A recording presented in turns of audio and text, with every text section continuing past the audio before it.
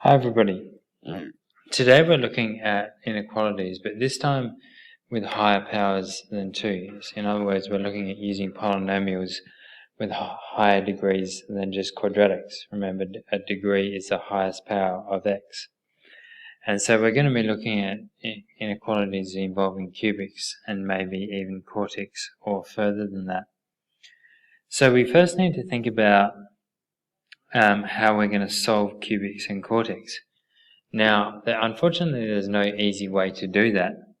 And so we can solve a quadratic. So if we've ever got a cubic or a quartic, we want to know 2 roots of a quartic to get it down to a quadratic, or 1 root of a cubic to get it down to a quadratic.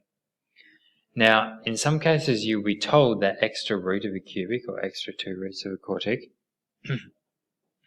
But in some cases, you're not. And in those cases where you're not, what you're going to have to do is you're going to have to use trial and error. Now, you're not going to use trial and error for all values. You're only going to use them for these key ones here, between the integers between -2 and 2. And you'd use them in the order that I've listed there. So you try 1 first, then -1, 2, and then -2. So you go from the easier ones to the harder ones. So in this cubic here, let's try 1 first. So that'll be 1 cubed take 7 by 1 plus 6. So that's 1 take 7 plus 6, which is 0. So that means that 1 is a 0, which then tells me that x take 1 is a factor of this cubic. And so then to get the quadratic factor, I want to do x cubed take 7x plus 6 divided by x take 1. That'll give me my quadratic factor. Okay, so I'm going to set it up, and when I set it up, I'm going to have to make sure I include a 0 for the coefficient of the x squared. So that'll be 1 out the front, bring the 1 down, multiply by 1, add the 0 and 1 to give me 1, multiply by 1 again, that gives me 1 up here, -7 plus 1 is going to give me -6, timesing by 1 again, gives me -6 here. And so what that tells me is that this cubic can be split into the 2 factors, x take 1, and the quadratic factor x squared plus x take 6. And then it's just up to or down to factorizing this quadratic into its 2 linear factors. And so then so 2 factors of -6 that add to +1 is plus 3 and -2. And so then the roots, when this is equal to 0, then the roots will be x equals to 1, -3, and 2. So then why did we do that? Well, for quadratic inequalities, we do it like we do, or for polynomial inequalities, we do it like we do quadratic inequalities. We move all terms onto one side, we solve it equal to 0, draw a Sine diagram, and then conclude. That's the main way that we can do polynomial inequalities. So, a couple of tips for drawing a Sine diagram. Firstly, if we've got a root to an even power, something like x take alpha to the power of 4, what happens there is that the function will touch but will not cross the x-axis. So it would look something like that. So at alpha, it wouldn't actually cross over the x-axis, and so if I was to draw a Sine diagram at alpha, in this case, it would be positive on both sides. Now, if it's an even-powered root, say like x take alpha to the power of 3, in that case it crosses over. So in this case it would go something like that, possibly. And so then on the Sine diagram at alpha there would be a change of sign. And in this case it will be from negative to positive. Now, the other thing is that the sign of the leading coefficient is the sign of the function to the right of the greatest root. So let's say we've got 3 roots, so it's a cubic.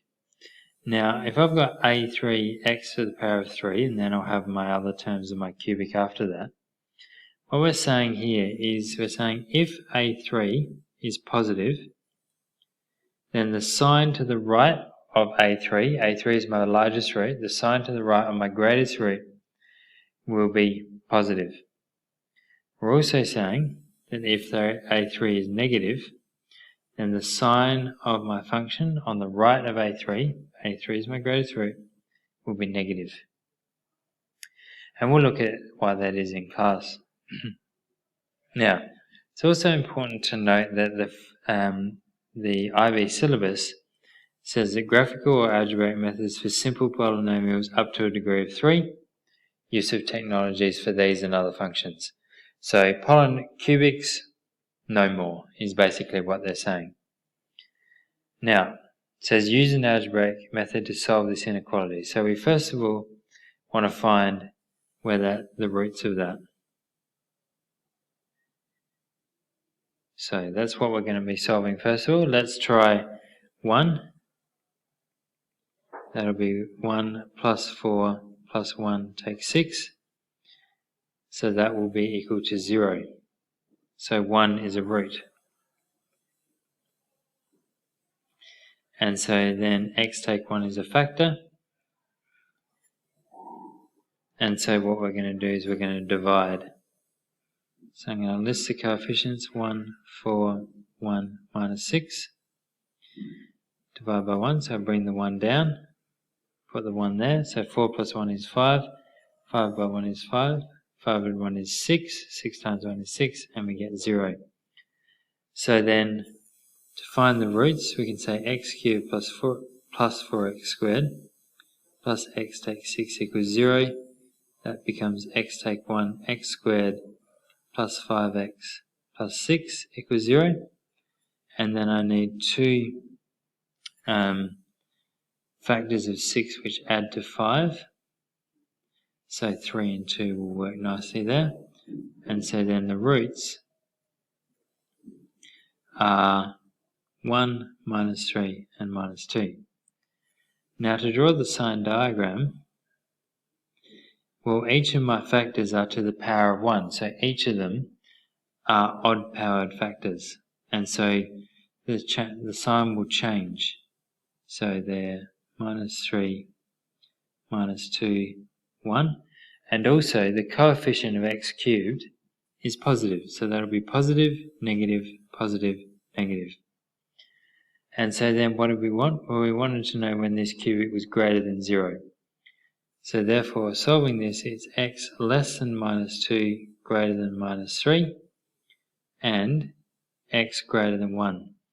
And I'm using strictly less than and greater than signs, like the question. Now the question didn't say we wanted to know when it was equal to 0, we just wanted to know when it was greater than 0, which means that we can't include the roots of minus 3, minus 2 and 1, because that was when it was equal to 0. Now we could follow exactly the same process for x cubed take x squared take 4, but it's worth seeing a slightly different way of doing that. Now if I move the x squared and the 4 to the other side, I've got x cubed is equal to x squared plus 4. And I could draw those two functions on the axes here, so I'll just zoom it out a little bit. So x cubed, well, let's just draw that. So it will go through 0, 0. Now when x is minus 1, y will be minus 1 as well, so because minus 1 cubed is minus 1. When x is minus 2, it'll be minus 8. So it'll be down there. And then when x is minus 3, it'll be minus 27. And so it will be down there. And then on the other side, it will go in a similar way. So we'll have the points 1, 1, we'll have the points 2, 8, and 3, 27. And so what I've done is I've drawn an accurate graph of x cubed. This is not a sketch, you'll notice it's a graph. That's very important when we're using a graphical method to actually have an accurate graph.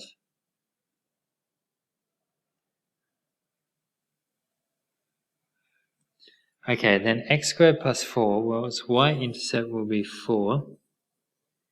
And then it'll just be the graph of x squared moved up 4. So if I go across 1, it will have gone up 1. Now, because x squared has the point 1, 1, and so we're just moving all points up. So when x is 1, x squared is 1, and so x squared plus 4 is 5. When x is 2, x squared is 4, and so it will have the point, and so that would have gone up 4 to the point 8. So we've got one intersection there. And when x is 3, 3 squared is 9, so it would have gone up 4 to 13, which is there. And then it will be symmetrical, so it will be the same on the other side. So it will be minus 1, 5, minus 2, 8, and then minus 3, 13.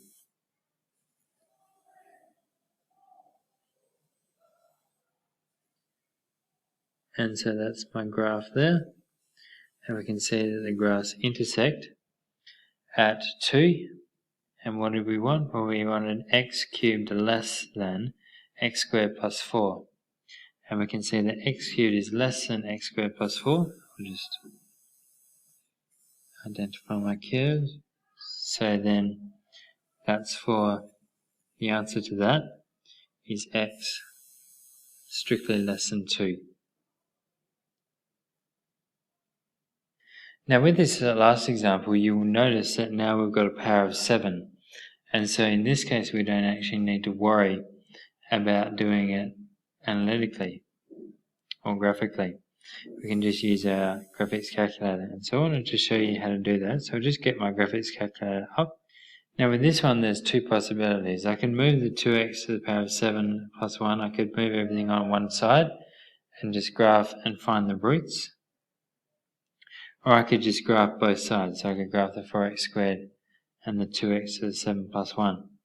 I might actually do the second method because it's probably easier to see where 4x squared is greater than 2x to the 7 plus 1. So, okay, so I'll do 2x to the 7 plus 1 and then 4x squared. And then I'll draw that. And so there, now it just so happened that I can easily see all my intersections of those two actually in the screen, but it's probably worth checking that there's no intersections anywhere else. Because it's x to the power of 7, something weird could happen and it could come around and bend back down and intersect with my quadratic again. So I'll just go from minus 50.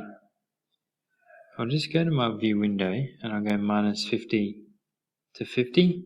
So I get a good all-round picture of the graph. And I'll just do a zoom auto.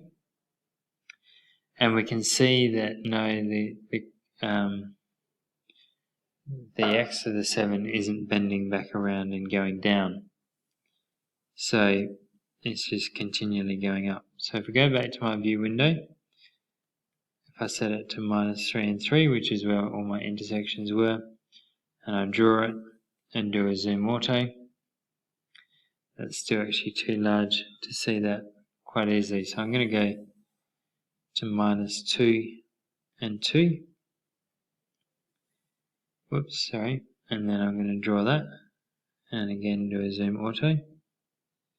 Now, it's still looking a little hard to see. So in that case, if you're continually doing a zoom auto and it's not giving you what you want, go and just set the y minimum and the y maximum to, in this case, minus 50 and 50, and start changing your y. Now it's still not good enough, so I'm going to go back to my view window and go minus 20 and 20. While zoom auto works in most cases, there are some scenarios where you're going to have to do it yourself, and I'm going all the way down to minus 10 and 10. And that's pretty clear, so let's go for our intersections now. So I go G-solve and intersect. So my root or my points of intersection